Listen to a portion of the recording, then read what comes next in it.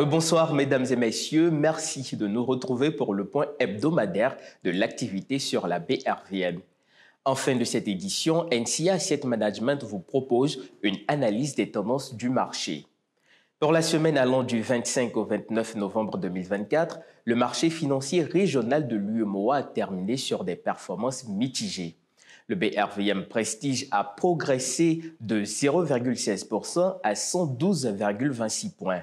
Même dynamisme pour le BRVM 30 qui affiche une hausse de 0,25% en passant à 137,50 points. Le BRVM Composite a quant à lui cédé 0,03%. L'indice a atteint 274,79 points.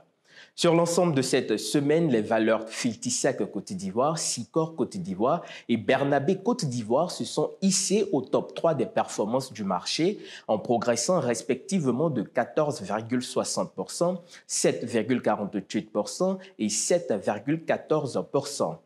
Dans l'autre sens, ce sont les actions BOA Bénin en recul de 12%, Solibra Côte d'Ivoire en baisse de 11,40% et Tract Afrique Motors Côte d'Ivoire en repli de 6,70% qui ont enregistré les plus fortes contractions de la semaine.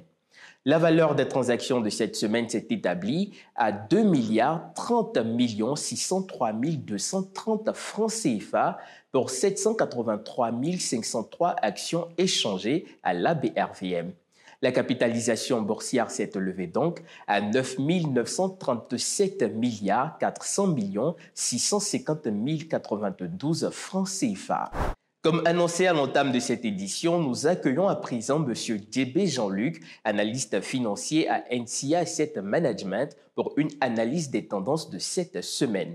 Bonsoir M. Djébé et bienvenue sur BRVM TV. Bonsoir M. Lionel, c'est un plaisir d'être de nouveau avec vous et vos chers téléspectateurs. Alors, quelle analyse faites-vous de l'évolution du marché financier de l'UEMOA au cours de ce mois?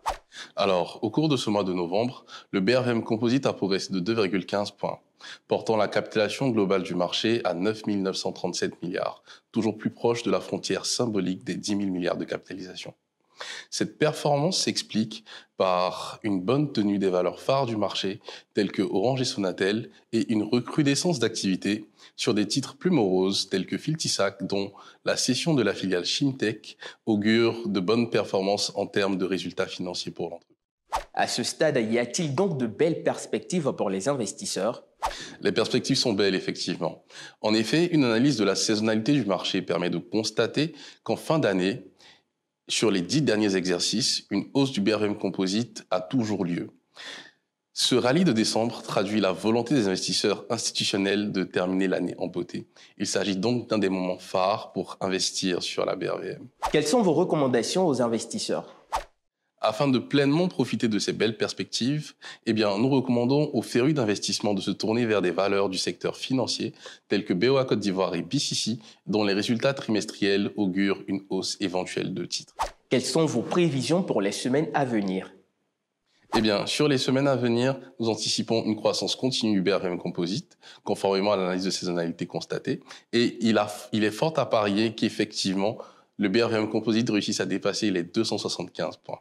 Merci M. Djébé Jean-Luc. Je rappelle que vous êtes analyste financier à NCA Asset Management. Merci également à vous téléspectateurs pour votre fidélité. Et c'est la fin de cette édition. Ce soir, Georges Soro nous apprend que la diversification est essentielle pour gérer le risque.